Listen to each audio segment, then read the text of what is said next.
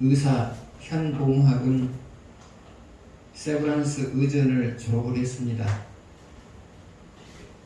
그는 그 세브란스 의전, 지금으로 말하면 연세대 의대겠죠. 세브란스 의전을 다니는 동안에 모 교회에서 주일학교 교사를 했습니다. 그리고 그 교회의 목사님을 통하여서 신앙인이 어떻게 살아야 하는지를 그분의 삶을 통하여서 배웠습니다. 그리고 세브란스 의전을 졸업한 이후에 평양에 있는 기독교 병원에서 또 이제 인턴 과정을 하게 됩니다. 그때 장기려 박사를 통하여서 훈련을 받습니다.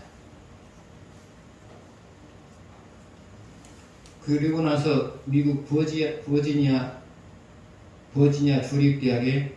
주립대 의대를 진학하게 됩니다. 그리고 거기서 수련회를 거친 다음에 세브란스 의전으로 돌아와서 강사로서 일을 하게 됩니다. 근데 그 즈음에 6.25 전쟁이 발생을 합니다. 현봉학은 다른 피난민들과 더불어서 피난을 가고 있는 도중에 부상당한 사람들을 치료해주기 시작합니다. 그래서 치료하면서 육군병원에 소속된 의사들과 합류를 하게 됩니다. 그리고 그런 북군이 북진을 할 때 함께 또 이제 전장으로 나아갑니다. 그러다가 이제 중공군이 또 이제 남하를 하면서 이제 함흥이 함락될 위기에 놓여 있습니다. 그때 현봉학은 거기에 있는 교인들과 거기에 있는 사람들을 살리기 위해서 미국의 알몬드 소장을 찾아갑니다. 아마도 이분이 배와 관련된 아마 사령관인 것 같습니다. 알몬드 소장을 찾아가요. 그래서 그에게 함흥에 있는 교인들과 그 함흥에 있는 사람들을 배로 피난시켜 주기를 요청을 합니다. 그런데 이 알몬드 소장이 바로 버지니아 출신이거든요. 버지니아 출신이란 말이죠. 그러니까 현봉학은 버지니아 의대에서 공부를 했고요. 버지니아 의대에서 공부를 했고요. 이 알몬드 소장은 버지니아 출신이에요. 그런데 현봉학이 영어를 하는데 버지니아의 특유의 사투리가 나오는 거예요. 그러면서 이 한국 사람이 자기 고향인 버지니아에서 공부를 했구나. 그것을 느낄 수가 있었어요.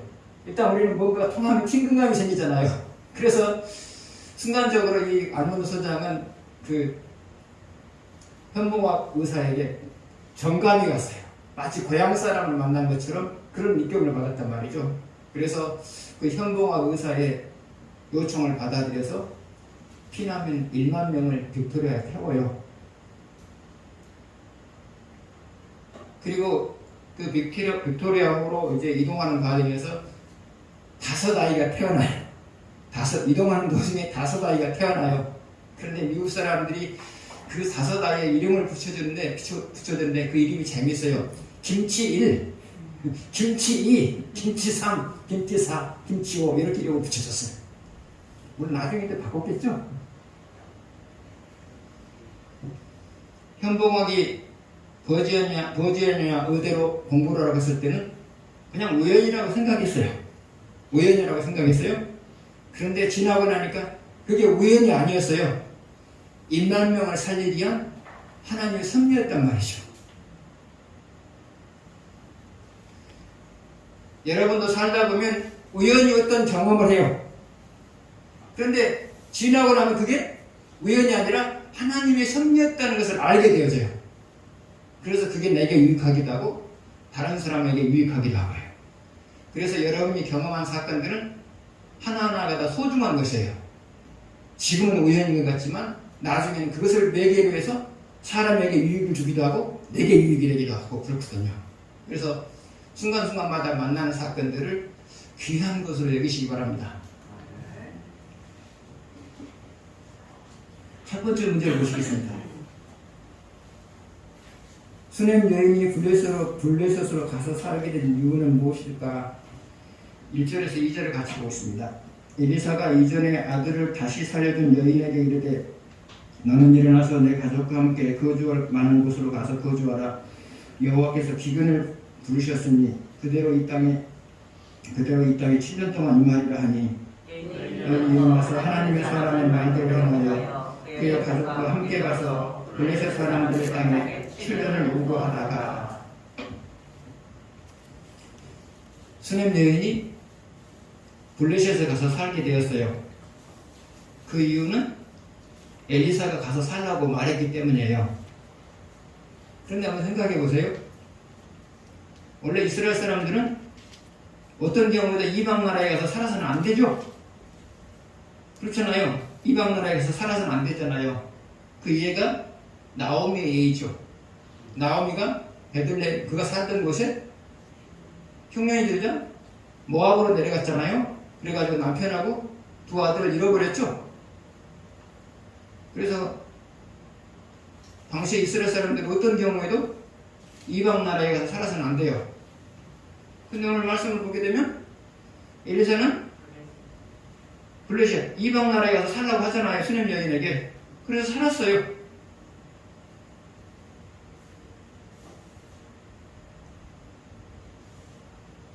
그러면 엘리사가 객관적으로 보게 되면 해서는 안 될 짓을 한 거잖아요. 해서는 안 될 짓을 한 거잖아요. 블레셋으로 가서 말하라고 가서 살라고 말하면 안 되잖아요. 그럼에도 불구하고 말을 했어요. 왜 그러느냐? 그것은 하나님이 시켰기 때문이에요. 하나님이 시켰기 때문이에요.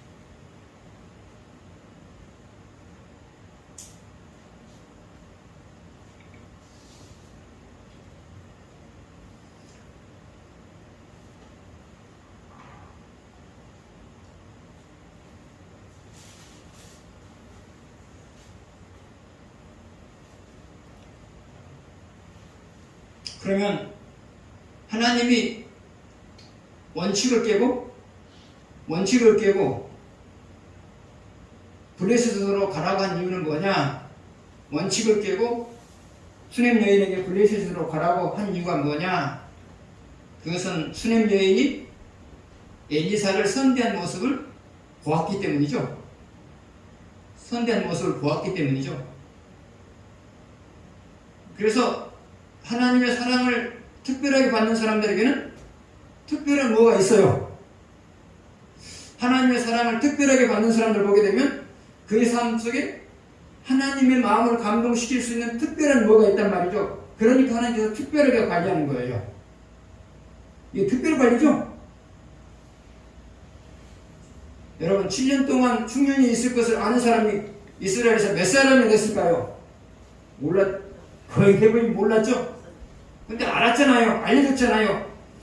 엘리사를 통해서 알려줬던지 누구를 통해서 알려줬던지 하나님 알려줬잖아요. 그리고 그 흉년 동안 다른 곳에 가서 행복에 살 수 있도록 관리해줬잖아요. 관리를 해줬잖아요. 그것은 엘리사를 선대했기 때문에 선대하는 모습을 봤어요. 하나님. 여러분 역시도 마찬가지예요. 하나님을 선대하고 사람을 선대하면서 살아가게 되면 하나님이 여러분의 삶을 특별하게 관리해요. 하나님을 선대하고 사람을 선대하면서 살아가게 되면 하나님이 여러분의 삶을 특별하게 관리해요. 그래서 여러분 사람을 선대하든지 하나님을 선대하든지 하나님을 감동시키도록 노력하십시오. 그러면 하나님께서는 여러분의 삶을 특별하게 관리해 주실 거예요. 다음 두 번째 보시겠습니다. 수냄 여인이 7년 동안 블레셋에서 사는 동안 그의 집에 누군가가 살고 있었다. 그리고 그 전투는 누군가가 경자하고 있었다. 그러나 돌려받기가 용이하지 않았다. 그래서 집과 전투를 돌려받기 위하여 왕에게 부탁을 한다.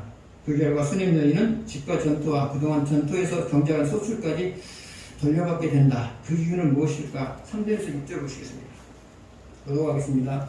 7년이 다음에 여인이 블레셋 사람들의 땅에서 돌아와 자기 집과 전투를 위하여 호소하려 하여 왕에게 나아갔더라. 그때 왕이 하나님의 사람의 상황 게하시가 서로 말하며 이르되 너네 엘리사가 모든 큰 일을 내게 설명하라 하니 게하시가 곧 엘리사가 죽은 자를 다시 살린 일을 왕에게 이야기할 때에 그 다시 살린 아이의 어머니가 자기 집과 전투를 위하여 왕에게 호소하는지라. 게하시가 이르되 내 주 왕이여 이는 그 여인이요 저는 그의 아들이니 곧 엘리사가 다시 살린 자니이다 하니라. 왕이 그 여인에게 물으되 여인이 설명한지라. 왕이 그를 위하여 한 관리를 임명하여 이르되 이 여인에 속한 모든 것과 이 땅에서 떠날 때부터 이제까지 그의 밭에 소주를 다 돌려주라 하였더라. 7년 동안 살다가 돌아왔어요. 그런데 누군가가 자기 집에 살고 있었고요. 누군가가 자기 전토에 농사를 짓고 있었어요. 그런데 그게 아마 돌려받을 수 있었으면 왕에게 부탁하지 않았겠죠. 근데 차지하는 사람들이 줄 생각을 안 했던 것 같아요. 그래서 왕에게 부탁했어요. 그런데 왕이 집과 전토만 돌려준 것이 아니라 그동안에 전토에서 경작을 했던 소출, 전토에서 나왔던 소출까지도 돌려주게 만들죠. 이런 일은 참 드물죠. 그러면 왕이 그렇게 한 이유가 무엇이었을까요?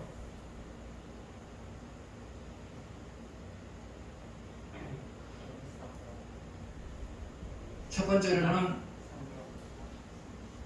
하나님의 허락을 받은 이후에 블레셋으로 이주했기 때문이죠. 하나님의 허락을 받으신 이후에 블레셋으로 이주했기 때문이죠. 하나님은 자기 허락을 받고 행동하는 사람의 뒷책임을 다 감당하시는 거예요. 하나님은 자기 허락을 받고 움직이는 사람의 뒷책임을 알아서 다 지어주신단 말이죠. 이게 바로 그런 케이스, 그런 경우예요. 여러분도 그래요. 무엇을 하든지 하나님의 허락을 받고 나서 하게 되면 그 뒤에 일어나는 야기되는 모든 문제들을 하나님께서 알아서 해결하신단 말이죠. 그래서 무엇을 하든지 간에 항상 하나님의 허락을 받고 하세요. 그러면 아무런 탈이 없어요. 아무런 탈이 없어요. 두 번째로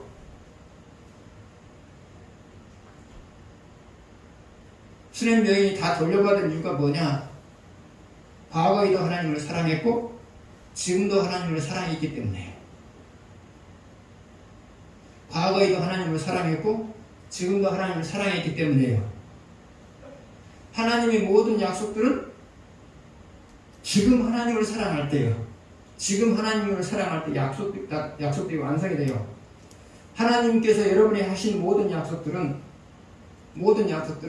지금 하나님을 사랑할 때 완성이 되어져요. 지금 사랑하지 않으면 그 약속이 지연이 돼요. 사랑할 때까지. 그래서 수렘 여인이 모든 것을 돌려받은 이유가 뭐냐? 하나님의 허락을 받고 블레셋으로 이주했기 때문이에요. 두 번째로는 과거에도 하나님을 사랑했고 지금도 하나님을 사랑하기 때문이에요. 여러분도 그러셔야 돼요.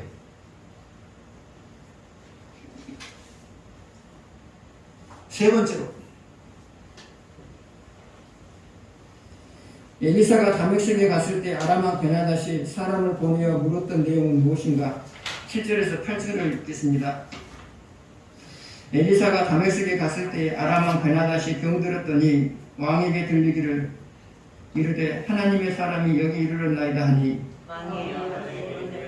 너는 손에 예물을 가져가서 하나님의 환을 맞이하고 내가 이 병에서 살아나게 있는지 그를 통하여 여호와께 물으라.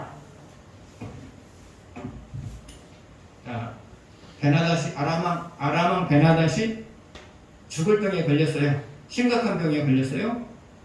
그런데 엘리사가 와 있다는 것을 알게 되었죠. 그래서 사람을 보내어서 내가 이 병으로 인하여 죽을 것인가? 아니면 이 병을 극복하고 살아날 것인가? 그것을 물으라고 말을 하죠. 근데 아람 왕 베나닷은 하나님을 섬기는 사람이 아니에요. 하나님을 섬기는 사람이 아니란 말이죠. 그럼에도 불구하고 엘리사에게 자기의 죽고 사는 문제를 물어보는 이유가 뭘까요? 그것은 엘리사는 믿는 사람의 세계에서나 안 믿는 사람의 세계에서도 믿을 만한 믿을 만한 사람이었기 때문에 그런 거죠. 믿는 사람의 세계에서나 안 믿는 사람의 세계에서나 믿을 만한 사람이었기 때문에 그런 거죠.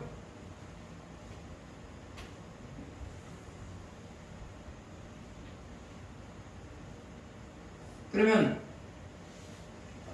엘리사가 믿는 사람의 세계에서도 존경을 받고 안 믿는 사람의 세계에서도 존경을 받았던 이유가 뭘까요?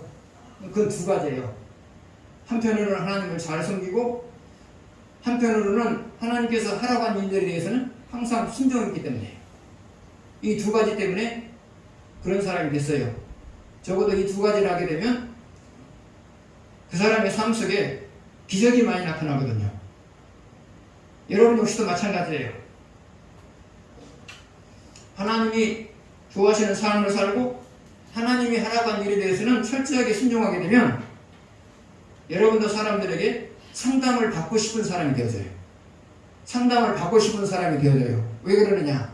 여러분의 삶 속에 기적이 자주 나타나거든요. 그래서 여러분 신앙생활을 잘하고 있다고 하는 것은 뭐냐? 믿는 사람이나 안 믿는 사람이나 나에게 와서 인생 상담을 할 수 있으면 인생 상담을 하고 있다면 여러분 신앙생활을 아주 잘하고 있는 거예요. 아주 잘하고 있는 거예요. 누구나 그럴 수 있어요.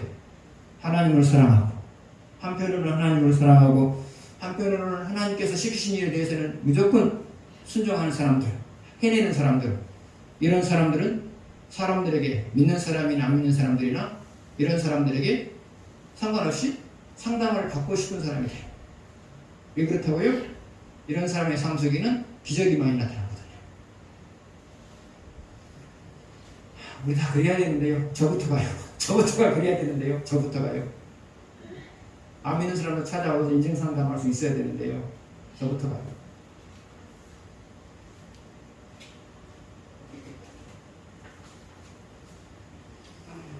네 번째 보시겠습니다. 엘리사가 하사엘을 보고 운 이유는 무엇인가? 11절에서 12절 보시겠습니다.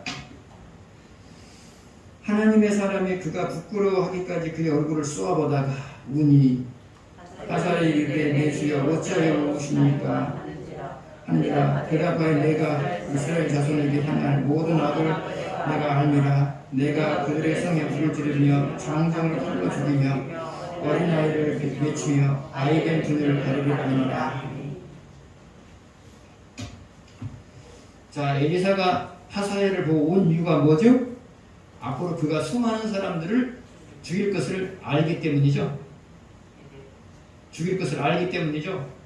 근데 여러분, 수많은 사람을 죽일 것을 알게 되면 미워해야죠. 그렇잖아요. 정죄해야 되잖아요. 수많은 사람을 죽일 것을 알면 미워하거나 정죄해야 되잖아요. 상종하지 말아야 되잖아요. 근데 엘리사는 어떻게 했어요? 울었어요. 왜 울었을까요? 죄를 짓는 그 영혼이 불쌍한 거죠. 죄를 짓는 그 영혼이 불쌍한 거예요. 이거는 말하기는 쉬워도 우리가 삶에서 적용하기는 쉬운 일이 아니에요. 죄를 지으면 보편적으로 우리는 정죄를 하게 되거든요. 근데 죄를 짓는 모습을 보면서 울어요. 왜요? 죄를 지는 그 영혼이 불쌍하기 때문에 운단 말이죠. 여러분도 우실 때가 있죠. 어떤 영혼을 보고 깊이 기도하다 보면 저렇게 살아서는 안 되는데 저렇게 살아서는 안 되는데 그러면서 우시죠.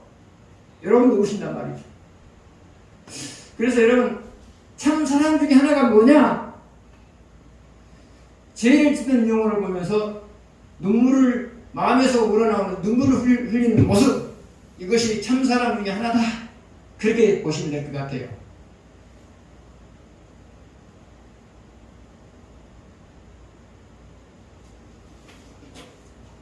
다섯 번째, 유다 왕 여호람이 우상을 숭배했으나 유다를 멸망시키지 않은 이유는 무엇인가? 18절에서 19절을 보시겠습니다. 그가 이스라엘 왕들의 길을 가서 이스라엘 왕들의 길을 가서 이스라엘 왕들의 길은 우상 숭배의 길이죠. 그가 이스라엘 왕들의 길을 가서 아합의 집과 같이 하였으니 아합의 집과 같이 우상 숭배를 하였으니 이는 아합의 딸이 그의 아내가 되었습니다. 그가 여호와 보시기에 악을 행하였으나 여호와께서 그의 종 다윗을 위하여 유다를 하려 즐겨하지 아니하셨으니 이는 그와 그 자손에게 항상 등불을 주겠다고 말씀하셨습니다. 자, 여호람이 우상 숭배를 했어요. 그러나 하나님께서는 여호람이 다스린 유다를 멸망시키잖아요. 그 이유는 무엇이냐? 다윗에게 한 약속 때문이에요. 다윗에게 한 약속 때문이죠. 자, 여기서는 등불이라고 나왔는데요. 사무엘하 14장, 사무엘하 7장 14절에서 한 17절을 보게 되면 그런 내용이 나와요. 너의 자손들이 다스리는 나라가 무너지지 않을 거다. 서령 죄를 지어도 너희 자손들이 다스리는 나라가 무너지지 않을 것이고 너네 자손들도 계속해서 왕이 될 것이다. 그런 내용이 나와요. 그 약속을 하나님 생각한 거예요. 그러니까 하나님께서는 여호람의 죄를 보는 게 아니라 누구를 본 거예요? 의롭게 살았던 그의 선조 다윗을 본 거죠.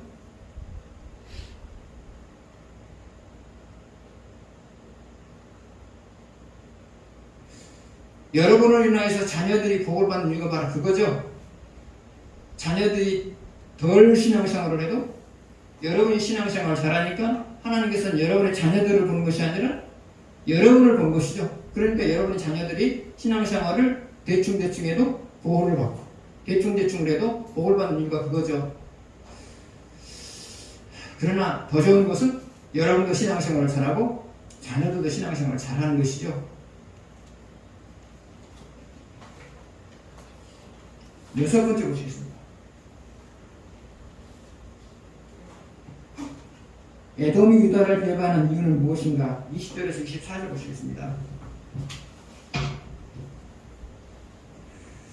여호람 때 에돔이 유다의 손에서 배반하여 자기 위에 왕을 세우는 고로 여호람이 모든 병거를 거느리고 시내로 갔더니 밤에 일어나 자기를 에워싼 에돔 사람과 또 병거의 장관들을 치니 이에 백성이 도망하여 각각 그들의 장막들로 돌아갔더니 이와 같이 에돔이 유다의 수하에서 배반하였더니 오늘날까지 그러하였으며 그때 림나도 배반하였더라. 여호람의 남은 사적과 그가 행한 모든 일은 유다 왕 몇대 시작에 기록되지 아니하느니라. 24절까지 보겠습니까? 24절까지 봅시다. 여호람이 그의 조상들과 함께 사며 그의 조상들과 함께 다윗성에 장사되고 그의 아들 아하시아가 대신하여 왕이 되니라. 아멘.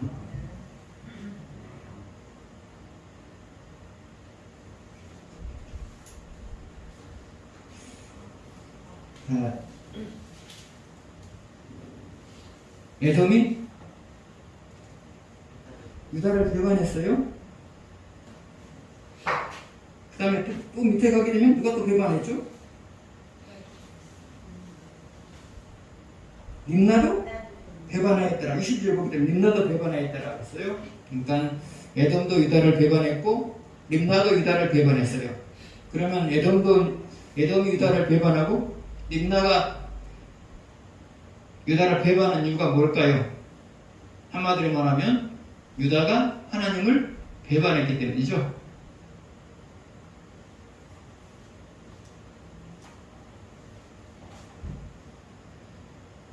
여러분 역시도 마찬가지예요. 여러분이 하나님을 배반하면 여러분을 배반하는 사람들이 생겨나요. 여러분이 하나님을 배반하면 여러분을 배반하는 사람이 생겨나요. 여러분이 또 하나님을 배반하면 소중한 것들을 잃어버리게 되어져요. 그러면 우리가 하나님을 배반한다고 하는 것은 뭘까요? 그것은 일관성을 깨뜨려버리는 거예요. 일관성을 깨뜨려버리는 거, 이게 하나님을 배반하는 거죠. 일관성 있는 삶을 살다가 일관성을 깨뜨려 버리는 것, 이것이 바로 하나님을 배반하는 거예요. 일관성을 깨뜨린 이유가 뭘까요? 나는 당신보다 무엇인가를 더 소중히 여기고 있습니다. 그 고백이거든요. 여러분, 일관성이 왜 깨져요? 어떤 것 때문에 일관성이 깨지잖아요. 그래서 일관성을 깬다고 하는 것은 뭐냐? 나는 하나님 당신보다 이것을 더 좋아합니다. 그렇기 때문에 일관성을 깨뜨리는 것이 하나님을 배반하는 거예요.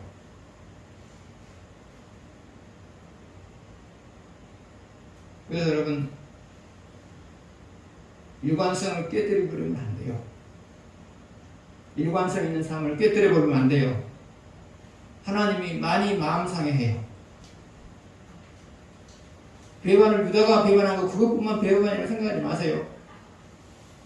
일관성 있는 삶을 깨뜨려 버린 것, 그것이 바로 하나님을 배반하는 거예요. 우리는 수없이 하나님을 배반하며 살아가요. 수없이 하나님을 배반하며 살아가요. 여러분만 그러겠어요? 저 역시도 마찬가지예요. 배반했다가 다시 돌아왔다. 배반했다가 다시 돌아왔다. 이게 우리 모습이잖아요. 그래서 여러분, 중요한 것은 얼마든지 인간은 하나님을 배반할 수 있어요. 이게 순간적으로 하나님보다 그 무언가가 더 좋게 보여지거든요. 그럴 수 있어요. 누구든지요. 저도 마찬가지죠. 그러나 다시 돌아와야 돼요. 일관성에 사셔야 돼요. 그래서 여러분이 일관성을 깨뜨려버리면 여러분을 배반하는 사람들이 생겨나고요. 여러분이 소중하게 여기는 것들을 잃어버려요. 그러나 일관성 있게 살면 여러분의 삶 속에 감격스러운 일들이 많아요. 그래서 여러분, 일관성 있게 살아가십시오.